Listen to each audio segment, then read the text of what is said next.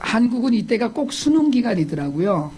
그 역사적인 그런 사건이 개인들에게 있는 시간이잖아요.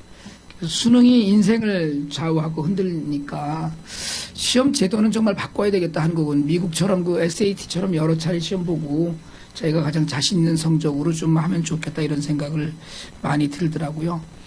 수능인데 무슨 시험이 이상하게 나왔다 이런 신문 보도를 보면서 제가 오늘 말씀을 갖고 묵상을 하고 설교 준비를 하다가 재작년으로 기억을 하는데 어떤 수험생이 생각이 나더라고요. 수능 재수생이었는데 혹시 기억하시는 분들이 있으려나 모르겠네요. 점심 도시락을 엄마가 싸줘서 그걸 들고 수능 시험장을 들어왔어요. 근데 엄마가 도시락만 싸준 게 아니고 거기다 핸드폰까지 넣어줘갖고 그게 함께 싸줘서 그 핸드폰이 1교시 국어 시간 중간에 울렸죠. 핸드폰이 울려갖고 한국은 그 수능 시험에 그런 핸드폰 같은 걸 갖고 들어오면 그게 발각되면 퇴실하기 해서 금년 그 해에 시험을 못 보거니와 그 다음에 시험도 응시를 못 한답니다. 근데 엄마 때문에 시험을 망쳤잖아요. 전혀 의도하지 않게 엄마도 자기 사실은 어쩌면 자기 핸드폰 어디 갔나 찾느라고 전화를 했을지 모르겠는데 어쨌든 그래서 쫓겨났어요. 근데 엄마 때문에 시험을 망쳤잖아요. 더군다나 재수생이었는데 여자아이인데 그런데 그날 저녁에 자기 글을 SNS에 올렸어요. 수험생들만 보는 그런 SNS가 또 있다고 그러더라고요. 거기다 글을 올렸는데 불평하고 한탄하는 글이 아니라 사과문을 올렸어요. 같은 시험실에서 시험을 친 분들께 정말 죄송합니다. 집중해야 될 그 첫 교시 수업 시간에 그랬다고. 그 얘기가 그때 당시에 굉장히 화제가 됐었는데 여러분들은 전혀 모르는 소식이에요. 잘 모르겠어요. 수능 옛날 얘기니까. 근데 감동되는 이야기는 좀 이렇게 마음에 좀 두고 이러고 사셔야 되는 거 아니에요? 나만 왜 이렇게 감동이 되지? 근데 어쨌든 자기가 꿈꾸는 대학이 있다고 자기는 다시 준비하면 된다고 그러면서 사과의 글을 올린 거예요. 그래서 이제 그때 그 부산인가 그랬었는데 교육청에서 그 다음에 수능 원래 못 보는 건데 본인이 고의가 아니었기 때문에 이제 해결을 해줬죠. 그 수능 기간에 감사절을 맞으면서 그 학생이 문득 떠오르는 이유는 그 학생 안에 있는 감정이 생각이 나는 거예요. 그 멘탈. 넉넉한 마음이 부럽더라고요. 그때 당시에 제가 굉장히 충격적으로 그 얘기를 들었었거든요. 사실은. 마침 또 그때 그 얘기가 이제 언제 나왔었냐 하면 정유라 사건 막 이렇게 버무려 갖고 이제 그렇게 나올 때였죠. 저는 그 학생이 크리스찬인지 아닌지는 모르지만 그것과 신앙과 관계없이 그 학생이 그 마음 안에 가득한 것이 불평이나 원망이 아니라 평소에도 늘 감사와 기쁨이 있었겠다 이런 생각이 들더라고요. 늘 조금이라도 불평하는 훈련이 되어 있었으면 집안 뒤집어졌죠. 뭐 그래갖고 울고불고 난리 나고 엄마는 뭐 평생 죄인 되고 이제 이렇게 되는 거였는데 자기는 괜찮다고 여러분 미안하다고 내가 벨이 울리고 퇴실당하는 사이에 여러분들이 집중을 못하게 돼서 그런 넉넉함을 갖고 있는 학생이라면 혹시 뭐 재수를 더 하더라도 난 그 학생이 어떻게 될까 기대가 되더라고요. 그 다음에 어떻게 될까. 그 학생 안에 있는 마음이 부러워지고 한 번쯤 배워보고 싶은 그런 생각이 들 정도로 그랬어요. 그때 그 생각이 참 많이 났었습니다. 여러분 크리스찬은 믿음을 가진 사람이거든요. 근데 믿음을 가지면서부터 배우는 것이 뭐냐면 감사입니다. 사실은. 감사는 크리스찬의 삶의 가장 큰 덕목이기도 하고요. 우리가 교회에서 쓰는 용어들 여러 가지 용어들이 있지만 그중에 우리가 믿음, 은혜 이 단어를 제일 많이 쓴다고 그러는데 감사가 그에 버금가게 많이 쓰는 단어죠. 제가 미국에 와서 가장 흔하게 듣는 단어가 땡큐잖아요. 무슨 일을 하든지 조금만 뭐 이렇게 양보를 받아도 땡큐라고 하고 무슨 일이든지 땡큐가 붙어요. 우리가 잘 알고 있지만 그런데 사실은요 이 감사가 아무 때나 나오지 않습니다.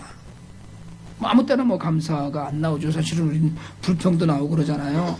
데살로니가에 쓴 바울의 편지에서 바울이 데살로니가전서 5장 18절에 그런 얘기 하지 않습니까? 범사에 감사하라고. 근데 사실은요, 성경이 감사라는 명령은 제일 어려운 명령입니다. 굉장히 어려워요. 감사를 아무 때나 늘 범사라는 건 every time, every moment에 감사라는 거거든요. 근데 이게 잘 안 되죠. 항상 언제든지 어떤 상황에서든지. 참 어려운 것이, 제일 어려운 것이 믿음보다도 더 어려운 것이 감사가 아닐까 저는 이런 생각을 해요. 감사하지 못할 조건들이 많이 있거든요. 제가 지난주 초에 노스캐롤라이나에 가서 제 은사 목사님을 배웠습니다. 뇌신경 문제라고 그러시더라고요. 다리를 못 쓰시고 계셔요. 당시 말씀으로는 뭐 형제가 두 분이 더 있었는데 두 분 다 굉장히 젊은 나이에 돌아가셨더라고요. 근데 그 유전적인 어떤 질병으로 두 분이 다 돌아가셨어요. 그러니까 뇌졸중 같은 것으로 돌아가신 건데 이분도 지금 목사님도 다리를 못 쓰는 게 뇌신경 문제다. 그러니까 다시 얘기하면 그냥 중풍이 다리로 왔다. 간단하게 얘기하면 그렇게 얘기를 할 수 있답니다. 원인을 지금 못 찾고 있다고 그래서 한국에 나가신다고 그러는데 그러시면서 그 얘기를 하시면서 몸이 편찮으셔서 굉장히 짧게 만나 뵙고 왔는데 감사하다는 거예요. 이만큼 여기까지 살게 하신 것도 감사하고 뭐 정신이나 다른 신체 건강도 견딜만하게 해주신 것도 감사하고 다른 형제들보다 훨씬 오래 살았는데 이제 데려가셔도 감사하다 그러시더라고요. 사모님이 옆에 앉아 계신데 제가 사모님도 몸이 건강이 안 좋으시거든요. 그래서 제가 옆에서 한마디 했죠. 목사님 그거는 감사하면 안 되죠. 내가 그랬어요. 그건 감사하면 안 되죠. 사모님 힘드신데. 그랬더니 사모님이 좋아하시더라고요. 예, 목사님한테 제가 그렇게 응석바지처럼 바른 말을 할 사람이 저밖에 없거든요. 사실은. 그래서 그런데 제가 그래도 돌아오면서 제 아내에게 그랬어요. 정말 감사하다고.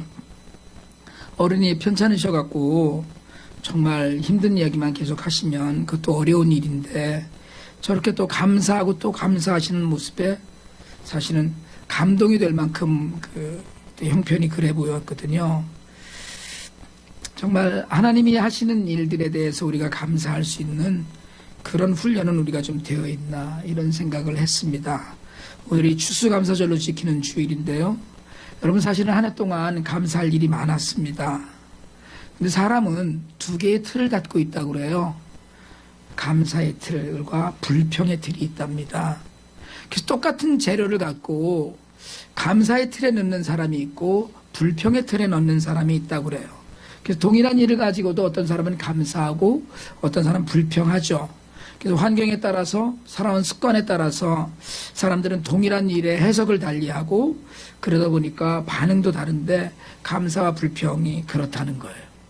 눈이 많이 왔죠. 그래서 눈 때문에 고생들 하신 분들이 많다고 그러는데 눈이 오면 아유 너무 좋다 뭐 이런 얘기를 하기도 하는데 눈 많이 오면 불평 나오잖아요. 사실은 이게 어렸을 때는 눈이 많이 오니까 막 무슨 정말 강아지처럼 막 그렇게 좋다고 그랬었는데 나이가 드니까 눈이 또 와 이제 이렇게 되는 거야. 눈이 또 와 이러고 그리고 뭐 수요일 날 저녁에 눈이 그 다음날 조금 온다고 그러더니 너무 많이 왔잖아요. 불평 나오더라고요. 사실은 감사 안 나오고요. 그런데 불평을 계속 마음에 담고 있어서 눈이 그치는 거 아니고 그러면 그걸 좀 인조이하는 마음이 좀 있어야 된다. 그런 생각이 들어요. 여러분 어떤 틀을 가지셨는지 모르겠는데요. 감사의 틀인지 불평의 틀인지 재료를 넣고 어떤 것이 나오시는지 한번 돌아볼 수 있으면 좋겠습니다. 저희 교회 입장에서는 금년에 제일 큰 일이 교회가 이사한 일이죠. 사실은 연초부터 자리를 알아봐야 된다고 그랬는데 그나마 9월까지 시간이 이렇게 미루어지면서 여유를 갖고 있다가 지금 장소로 왔어요. 사실은 정말 하나님의 그 한없는 은혜라고 믿고 있습니다. 근데 사실은 여러분 솔직하게 말씀드리자면 이 장소를 불평의 틀에 넣고 생각을 하면 말할 수 없이 불평할 일들이 있거든요. 3층은 가파르죠. 좁아서 몇 사람 안 되는 성도들이 우리가 모이지만 좁아서 또 사람 들면 어쩌나 이런 생각이 들 정도이죠. 매주일 아침에 와서 셋업하고 또 원위치 않은 일도 모든 분들이 손을 내밀어서 도와주니까 가능하지 쉽지 않은 일이거든요. 근데 이렇게 펴놓고 나서 예배드리고 나면 늦게까지 사용할 수 있고, 게다가 뭐 이런 정도 그냥 환경이면, 또 이런 정도 비용이면 사실은 우리가 이런 장소를 찾기는 어렵죠. 우리가 절기헌금을 갖고 외부에 다 주기로 하고 뭐 다른 데 사역에 이렇게 그런 꿈을 꿀 수 있는 형편을 아는 하나님께서 허락하신 장소 때문에 가능하다, 이런 생각도 들어요. 이곳으로 오고 나서 피로고 집사님이 그러더라고요. 젊은 사람들이 많이 모이는 장소가 됐으면 좋겠다고. 오가는 길에 차가 없이도 그냥 들려서 떠들고 찬양하고 그러는, 뭐 주일 오후라도 그런 시간이 되면 좋겠다고 그런 얘기를 했었어요. 이만한 위치 한인타운에 찾기 쉽지 않고 감사한 일이죠. 1년 동안 사실은 여러분 아픈 성도들도 많이 있었습니다. 어려운 일 당한 분들도 있죠. 감기에도 걸리고 뭐 교통사고도 있었고 민혁이도 아플 때가 있었고요. 애들도 아플 때가 있었고 지병이 있는 분들도 있고. 그렇지만 누구 하나 어디 아프다 그래서 믿음을 잃은 성도들이 없는 것도 감사하고 또 감사해야 될 일입니다. 여러분들은 어떠세요? 1년 내내 좋은 일만 있으셨습니까? 성경이 자꾸 감사를 강조하는 것은 좋은 일만 있지 않기 때문에 그렇습니다. 인생은 누구나 한 사람도 예외 없이 고난이 있습니다. 그리고 반드시 있어요, 고난은. 고난이 없이 일평생을 평탄하게 지내왔다라는 사람은 절대로 없습니다. 그런 사람이 만일 있다면 고난을 감사하면서 지나왔기 때문에 고난을 기억하지 않는 것뿐이에요. 여러분, 어려운 일이 있을 때 형통한 삶이라고 우리가 얘기하잖아요. 아, 누구는 형통한 삶을 살았어 라고 이야기할 때도 그 형통이라는 건 어려운 일이 있을 때 넘어가는 힘을 형통이라고 그러는 거예요.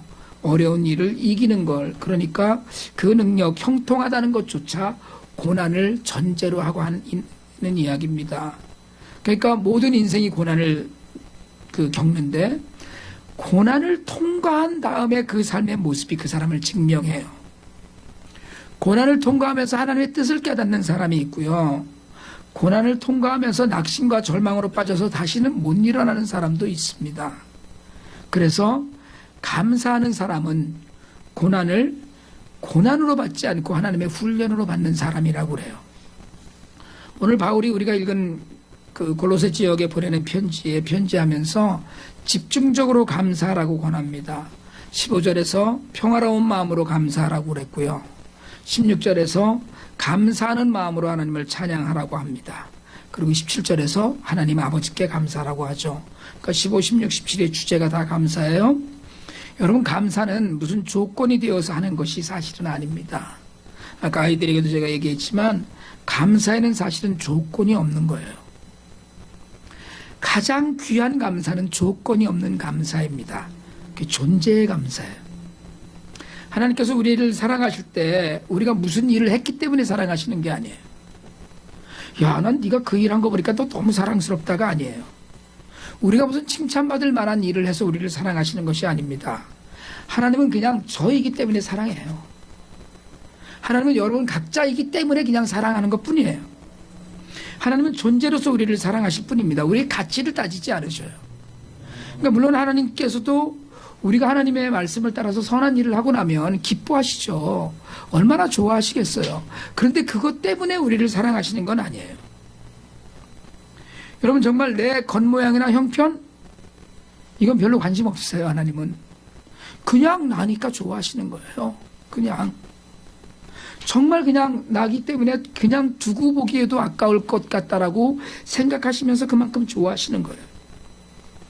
그 하나님을 향한 우리의 사랑은 그걸 우리가 감사라고 이야기하는 거거든요.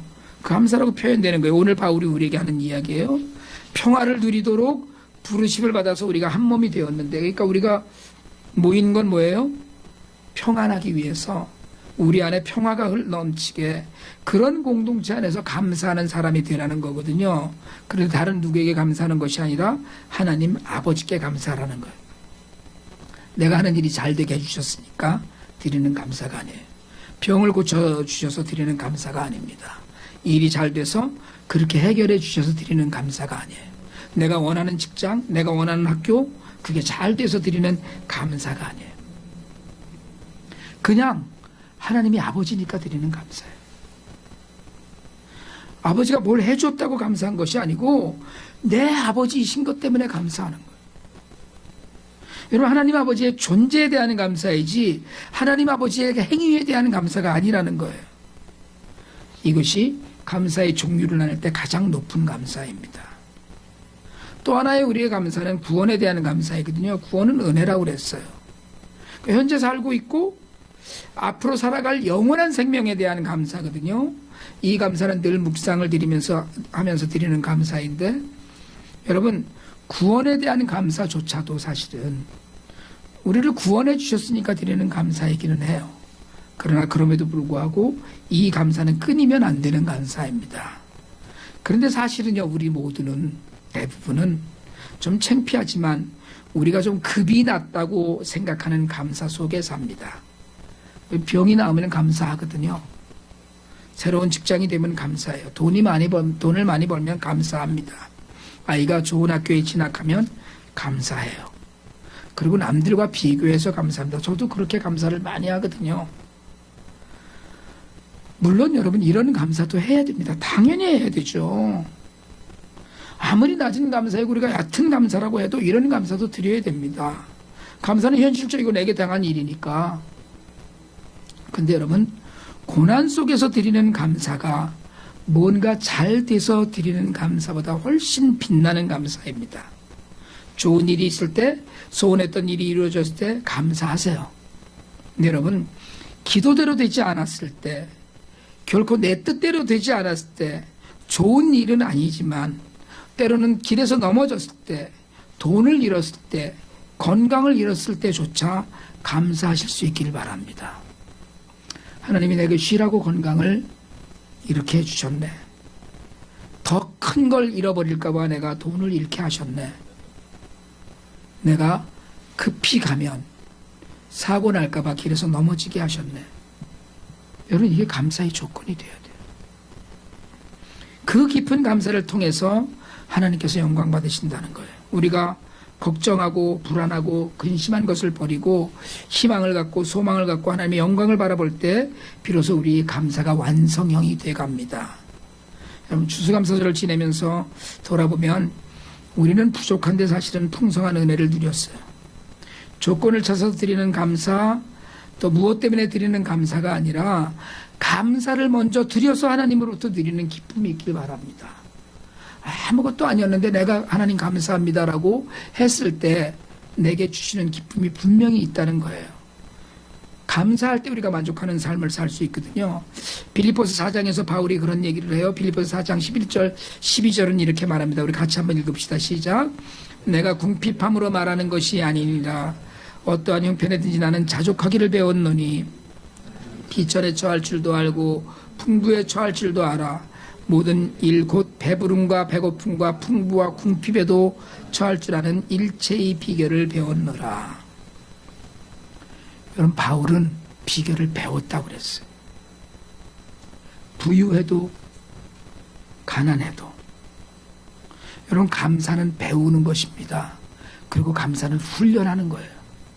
어려서도 땡큐 소리만 하고 자랐던 아이는, 예스라고만 하고 자랐던 아이는 컴플레인하고 노라고 하고 자랐던 아이와 전혀 다른 삶을 분명히 살아요. 감사는 자꾸 해서 몸에 익히는 거예요. 그래서 뭐든지 감사하다는 말이 입에 붙으면 그 자체가 그대로 하나님의 은혜요, 말 그대로 진실한 감사가 되고 맙니다. 여러분, 자족하는 연습을 하시길 바랍니다. 이만하면 족하다는 그런 고백이 늘 우리 안에 있길 바랍니다. 그렇게 해서 사람이 발전하지 못한다고 하는 사람도 있어요. 아유, 어떻게 지금 있는 걸로 그냥 아유 뭐 이만하면 됐어 이러면 발전을 못한다 이러는 거예요. 근데 여러분, 내가 계획해서 이루어지는 일은 없습니다. 내가 뜻했던 건 이것이 아니었는데 하나님이 생각하신 건 이것이어서 할 수 없이 그 길로 가게 되는 일들이 우리에게 언제나 있어요.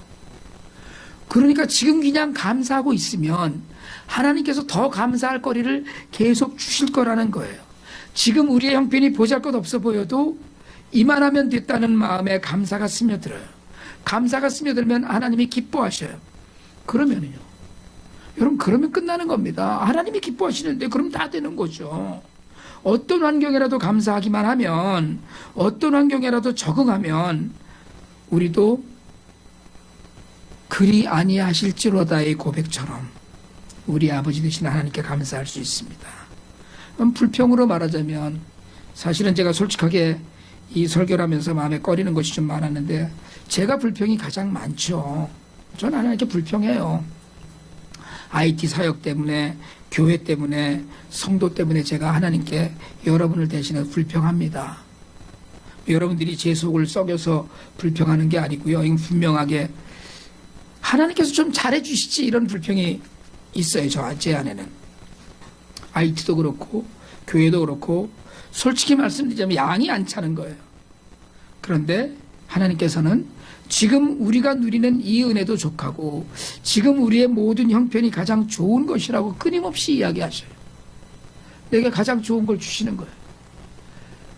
사실은 조금 더 좋은 걸, 더한 걸 좀 주셨으면 좋겠는데, 사실은 이보다 훨씬 큰 예배당을 하나 주셨으면 좋겠는데, 사실은 지금 누리는 것보다 좀 나은 걸, 가치 있고 돈이 좀 되는 걸 좀 주셨으면 좋겠는데, 하나님은 아니라는 거예요. 지금 내게 이것이 가장 좋다는 거예요. 일체의 비결을, 자족하기를 바울도 배웠어요. 배가 고프든 배가 부르든, 풍부하든 부족하든, 여러분, 그걸 배우고 인정하는 사람, 그래서 하나님을 아버지로 인정하는 사람은 하나님을 의지해요. 여러분, 세상을 의지하지 말고 재물이나 사람이나 내 경험이나 내 능력을 의지하지 말고 하나님 아버지를 의지하실 수 있길 바랍니다. 하나님은 우리 모든 것을 받아주실 만큼 넉넉하고 풍성하셔요. 그러나 그럼에도 불구하고 내게 지금 필요한 것을 주시는 그 놀라운 통찰력은 하나님께만 있는 거예요. 여러분, 우리에게 주시는 그 모든 감사 중에 하나님의 은혜를 그냥 주신 것 때문이 아니라 하나님 계심으로써 내가 지금 어떤 형편이든지 자족하며 감사하는 삶을 사실 수 있길 바랍니다.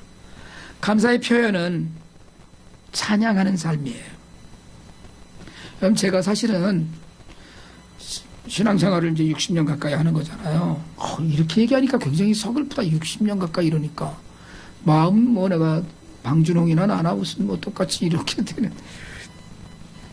제가 이제까지 신앙생활 하면서 그 교회 안에서 못 해본 게 딱 3개가 있습니다. 하나는 장로를 못 해봤어요. 그래서 교회 은퇴하고 나면 누가 장로 시켜줘 봤으면 좋겠어요. 해보고 싶어요. 그리고 여성교회 회장을 못 해봤어. 안 되는 일이겠지만. 그리고 제일 비참하고 서글픈 게 찬양대를 못 해봤어요. 저는 찬양팀 성가대를 서본 적이 없어요. 우리 집안은 대대로 다 노래를 잘하잖아요. 조용필, 이렇게, 조수미, 이렇게 다 우리 집안은 대대로 노래를 잘하는데, 정말 찬양을 좀 잘했으면 좋겠다, 이런 생각을 늘 해요. 저는 사실은 김숙경 집사님이나 장하은 자매는 안 부러워요. 저분들은 프로니까 잘하는 게 당연하지. 하워드 조 집사님이나 이성진 집사는 정말 부러워요. 민혁이 동생 만나주면 금상첨화인데 뭐 하나 빼놓을 게 없어요. 어떻게 저렇게 기타를 잘 치고 찬양곡을 골라도 저렇게 은혜되게 고르나. 깜짝깜짝 놀래고 가슴에 감동이 막 되는 거예요. 그 부러운 거예요. 그게 가장 부러운 건 뭐냐 하면 그걸로 하나님을 찬양한다는 거예요. 노래를 잘하면서. 근데 제가 그 노래를 잘하는 사람이 제일 부러운데요, 제 스스로가 위로하는 한 가지는 뭐냐면 하나님께서는 내가 찬양을 해도 들어주신다는 거예요. 그거 아세요? 하나님이 귀가 너무 밝으셔서 음치와 안음치를 구별을 잘 못하셔요. 하나님은 정말로 그래요. 너 음치니까 그만둬라, 이런 얘기는 절대로 안 하신다는 거예요. 여러분, 살면서 콧노래 나오면 다 된다는 얘기는 제가 여러 번 말씀드렸거든요. 찬양이 저절로 나오는 삶이라면 그렇잖아요. 너무 좋으면 노래라도 하고 싶은, 그게 가장 큰 감사의 삶이에요. 어려운 일이 있어도 평정심을 잃지 않을 때 감사가 나오는데 훈련이 필요해요. 그 감사의 표현이 때로는 너무 좋아서 찬양이 절로 나오는 삶이에요. 여러분, 찬양은 하나님께 드리는 겁니다. 나를 위로하는 게 아니고요. 가요는 나를 위로하지만 하나님은 찬양 하나님께 올려드리는 건데, 여러분, 찬양하는 삶이 되시기를 축복합니다. 하나님 아버지를 찬양하는 거예요. 돌아보면 감사의 인사를 전해야 될 많은 사람들이 있습니다. 정말로 고마운 분들이 많이 있어요. 감사는 표현해야 돼요. 감사의 인사는 잊지 말아야 합니다. 은혜를 받았다면 여러분, 감사를 표현하세요. 그래서 이제 이번 주 땡스기빙이 되면 성탄절까지 연말 시즌이라고 그러잖아요. 여러분, 금년 연말 시즌에는 감사를 표현하는 그런 시즌이 되시길 바랍니다.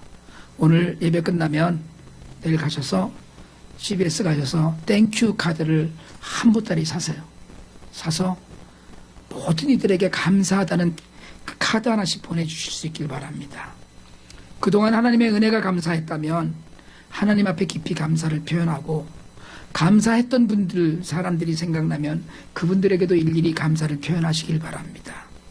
카드도 좋고 선물도 좋고 시간 내서 만나보는 것도 좋고, 여러분, 감사는 표현하는 거예요. 그러나 무엇보다 누구보다 하나님 아버지께 감사하세요. 그냥 그분이 계신 것만으로도 감사가 일어나고 찬양이 절로 되는 삶이 되시길 바랍니다. 그냥 아버지 한 분만으로 마음이 넉넉하고 따뜻해지길 바랍니다. 하나님 아버지께 찬양하는 삶을 통해서 하나님께 대한 감사를 표현하세요.